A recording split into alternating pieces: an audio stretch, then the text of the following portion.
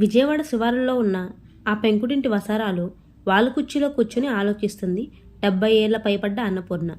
ఎండాకాలమైన సాయం సమయం కావడంతో ఇంటి ముందున్న బాదం చెట్టు గాలికి ఊగుతుంటే వస్తున్న చల్లటి గాలికి ఆమె మనసు కొంచెం తేలిక పడింది. ఇక ఈ రహస్యం నేను దాచుకోలేననుకుంది అన్నపూర్ణ. ఆ రోజు 10వ సారి. ఇవాళ కొడుకు శంకరానికి ఆ విషయం చెప్పేసి మనవరాలు ఆమని పెళ్లి ఖాయం చేయాలనుకుంది.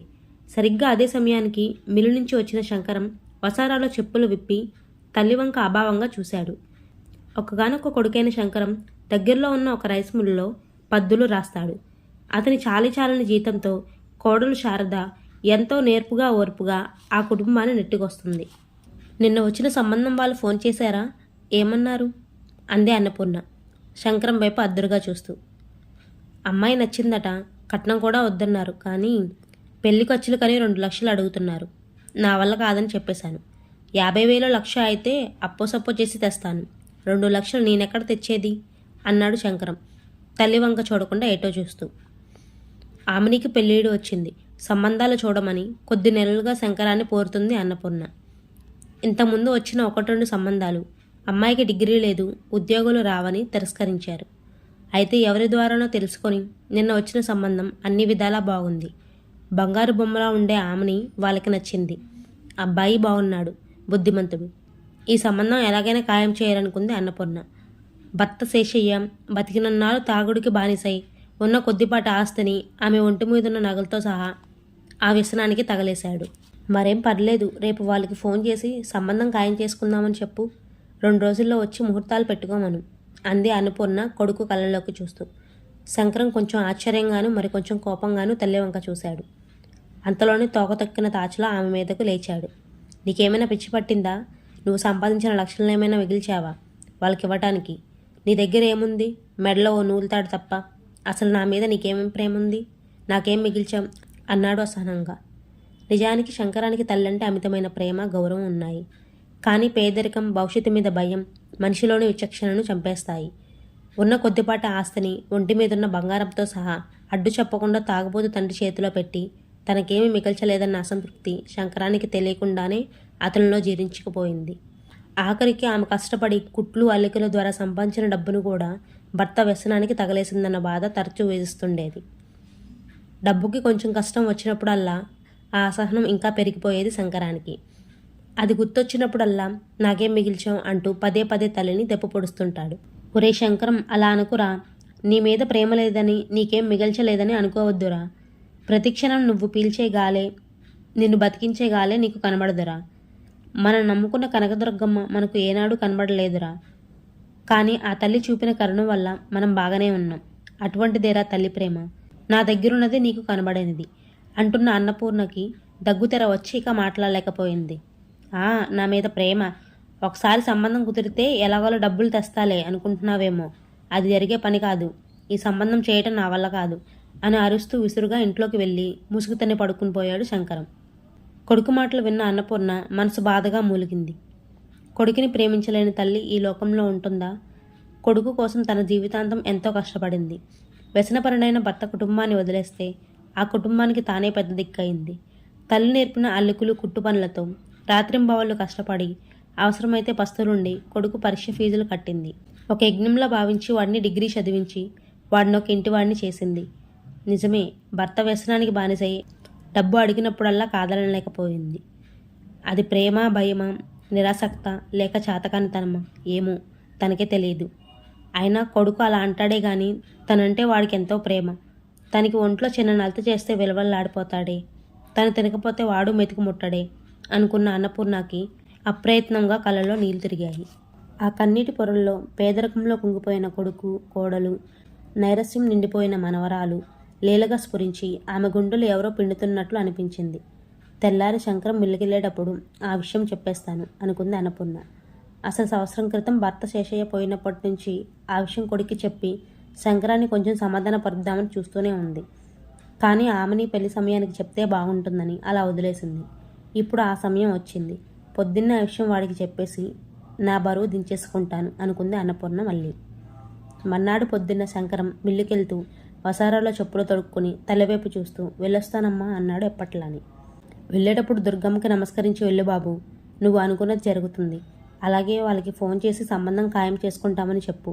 ఇక కట్నం సంగతి అంటావా, ఆ విషయం నాకు వదిలే అంటుండగానే దగ్గుతెర వచ్చి ఆమె మాటలు మింగేసింది.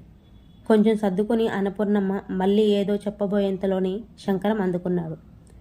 పుట్టి బుద్ధెరిగిన దగ్గర నుంచి ఆ తల్లికి దండం పెట్టుకుంటూనే ఉన్నాను. ఆ తల్లి మాత్రం నాకేమిచ్చింది? సరే అలాగే పెట్టుకుంటాలే, కానీ ఆ సంబంధం మాత్రం ఖాయం చేయటం కుదరదు అంటూ చిరాగ్గా మొహం పెట్టుకొని పెద్ద పెద్ద అంగాలేసుకుంటూ వీధిలోకి వెళ్ళిపోయాడు. అది కాదురా శంకరం, ఇలా రా, నీకో మాట చెప్పాలి అని నీరసంగా ఆయాసపడుతూ అంటున్న అన్నపూర్ణమ్మ మాటలు గాలిలో కలిసిపోయాయి. బతుకుభారంతో వంగిపోయిన చెట్టులా దూరంగా వెళ్తున్న శంకరాన్ని చూసి అన్నపూర్ణమ్మ గుండె తరుక్కుపోయింది. ఆమె కళ్ళల్లో నీరు దారులు కట్టాయి. అంతలోనే సర్దుకొని, అయినా ఇంకెంతసేపు, సాయంత్రం వాడు రాగానే ఆ విషయం కాస్త చెప్పేస్తా, వాడి కష్టాలు తీరిపోతాయి. డబ్బుకి కష్టం వచ్చినప్పుడు అలా మాట్లాడతాడు గాని వాడు మనసు వెన్న పిచ్చినాగన్న అనుకుంది. అంతలోనే గుండెలో కొంచెం మంటగా అనిపిస్తే గుండె మీద చేత్తో రాసుకుంటూ అలసిపోయిన శరీరానికి మనసు కొంచెం విశ్రాంతి కోసం వాళ్ళ కుర్చీలో బాగా వెనక్కి వాలి కళ్ళు మూసుకుంది అన్నపూర్ణమ్మ. సాయంకాలం మిల్లు నుంచి ఇంటికి వస్తూ దూరం నుంచి ఇంటి ముందు గుంపుగా ఉన్న జనాన్ని చూసిన శంకరం మనసు ఏదో కీడు శంకించింది. ఆతృతగా ఇంటి వాకిట్లోకి వచ్చాడు. వసారాలో వేసిన నులక మంచం మీద అన్నపూర్ణమ్మ నిర్జీవంగా పడి ఉంది. పక్కన కూర్చుని భార్య శారద, కూతురు ఆమని బోరుమని విలిపిస్తున్నారు. రోజు తన కోసం గుమ్మంలో వాళ్ళ కుర్చీలో కూర్చుని ఎదురు చూస్తూ తను రాగానే ఆప్యాయంగా పలకరించే అమ్మ అలా నిర్జీవంగా ఉండటం చూసిన శంకరం గుండె ముక్కలయింది. నన్నొంటని చేసి వెళ్ళిపోయావా అమ్మ? నీ మనవరాలు పెళ్లి గురించి అంత తాపత్రయపడ్డావు, దాని పెళ్లి చూడకుండానే వెళ్ళిపోయావా అమ్మ అంటూ తల్లి శవం మీద పడి గుండెలు పగిలేలా ఏడవసాగాడు శంకరం. ఇందులో అదే వీధిలో ఉండే శాస్త్రి గారు వచ్చి శంకరం భుజం మీద చెయ్యి వేశారు.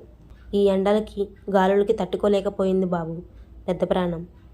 గంట క్రితం గుండె ఆగి చనిపోయింది, బాధపడవద్దు, జరగవలసింది చూడు అన్నారు బాధ్యతను గుర్తు చేస్తూ. స్నేహితులు శాస్త్రిగారు సాయంతో ఆ రోజు తల్లి అంత్యక్రియలు ముగించి ఇల్లు చేరిన శంకరానికి వసారాలో ఖాళీగా ఉన్న వాళ్ళకొచ్చి చూసేసరికి తల్లి గుర్తుకు వచ్చి గుండె చెరువయింది. అలా ఏడుస్తూనే తెల్లవారుజామున ఎప్పుడో మగత నిద్రలోకి జారాడు శంకరం. శంకరానికి మెలకువ వచ్చేసరికి రెండో రోజు కార్యక్రమం చేయడానికి వచ్చిన సిద్ధాంతి గారు వసారాలో కూర్చుని ఉన్నారు. శంకరం స్నానం చేసి సిద్ధాంతి గారితో కలిసి కృష్ణానది తీరాన తల్లిని దాహనం చేసిన ప్రదేశానికి చేరుకున్నాడు. ఎండల వేడికి తల్లికి పెట్టిన చితి పూర్తిగా ఒక కర్రపుల్ల కూడా మిగలకుండా కాలిపోయి బల్లపరుపుగా ఒక అంగుళం మందమైన చితాభస్మంగా మారిపోయింది. ముందుగా సిద్ధాంతి గారు శంకరాన్ని చితికి ఒక పక్క కూర్చోబెట్టి పూజ చేయించారు. ఆ తర్వాత ఆయన ఇంకో పక్క కూర్చొని ఒక చిన్న కర్రపుల్ల శంకరం చేతికిచ్చి తల్లిని చితి మీద ఏ విధంగా పడుకోబెట్టారో అలాగే ఆ చితిభస్మం మీద తల, కంఠం, కడుపు, చేతులు, కాళ్ళు భాగాలుగా వచ్చేలా బొమ్మ గీయమన్నారు.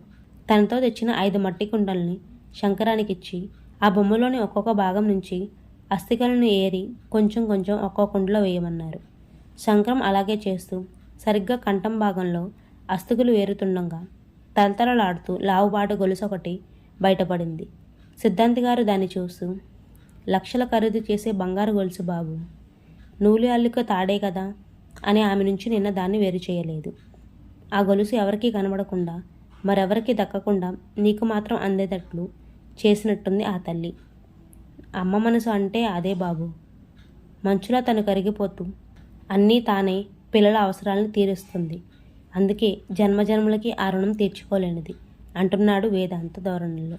శంకరానికి సిద్ధాంతి గారి మాటలు లీలగా మాత్రమే వినిపిస్తున్నాయి. తల గిర్రను తిరుగుతోంది. సంవత్సరాల తరబడి కష్టపడి సంపాదించి తండ్రికి తెలియకుండా దాచిన డబ్బుతో చేయించిన గొలుసు అది. ఎప్పుడు మత్తులో జోగుతుండే భర్త కంటపడకుండా ఆ బంగారం గొలుసుకి ఎంతో చాకచక్యంగా కవచంలా దారంతో అల్లిక చేసింది అన్నపూర్ణమ్మ. సంవత్సరాల తరబడి ఆ బంగారు గొలుసుని అల్లిక తాడులా ధరించి తండ్రి దగ్గర నుంచి దాన్ని కాపాడి తనకు అందించడానికి ఆ తల్లిపడ్డ తపన, ఆవేదన అర్థమైన శంకరానికి భూమి తలకిందలవుతున్నట్లు అనిపించింది. అటువంటి దేవతన నా మీద నీకేం ప్రేమ ఉందని ఈసరించాను. అటువంటి అమృతమూర్తిన నాకేం మిగిల్చావు అంటూ కర్కశంగా పదే పదే దెప్పి పొడిచాను.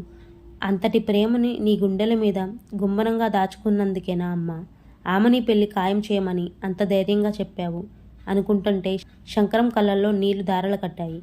భూమి రెండుగా చీలి తన పాతాళానికి వెళ్ళిపోతున్నట్లు అనిపించింది. చనిపోయి నీ మనవరాలు పెళ్లి జరిపిస్తున్నావు కదమ్మా, నీ రుణం ఎన్ని జన్మలెత్తినా తీర్చుకోలేనమ్మా. నేను ఓడిపోయానమ్మా. నిజానికి ప్రతి కొడుకు అమ్మ మనసు అర్థం చేసుకోలేక జీవితాంతం ఓడిపోతూనే ఉంటాడమ్మా అనుకుంటూ కుమిలి కుమిలి ఏడ్చాడు శంకరం. ఇంతలో సిద్ధాంతి గారి పిలుపు విని ఉలిక్కిపడి దారగా కారుతున్న కన్నీళ్లు తుడుచుకుంటున్నాడు. రేపే వాళ్ళకి ఫోన్ చేసి ఆ సంబంధం ఖాయం చేస్తానమ్మా అనుకుంటూ తల్లికి మనసులో నమస్కరించుకొని ఆ మందపాటి బంగారు గొలుసును చేతిలో గట్టిగా అదిమి పట్టుకొని తల్లి అస్థికలతో కృష్ణా ప్రవాహం వైపు నడవసాగాడు శంకరం. కథ సమాప్తం. ఈ స్టోరీ కనుక మీకు నచ్చినట్లయితే వీడియోని లైక్ చేయండి. మరిన్ని స్టోరీస్ కోసం ఛానల్ని సబ్స్క్రైబ్ చేయండి. Thank you.